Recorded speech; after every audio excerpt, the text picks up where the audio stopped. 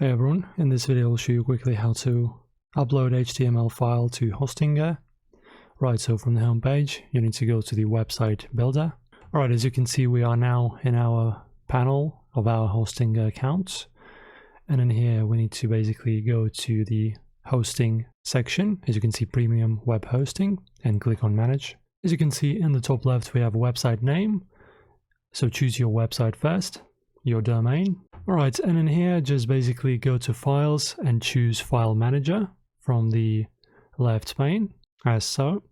Alright, now click on access all files of premium web hosting. Okay, now we are taken to this page. Now click on public HTML. Alright, so now let's go to blog, and now basically to upload the HTML file you need to click on the up arrow on the upper right side of the screen. So let's do that.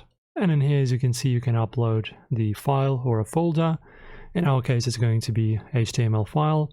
So click on file, then browse for the HTML you want to upload, and then you're basically done. Thank you for watching. If this helped, like the video, subscribe to the channel, and I'll see you in the next one.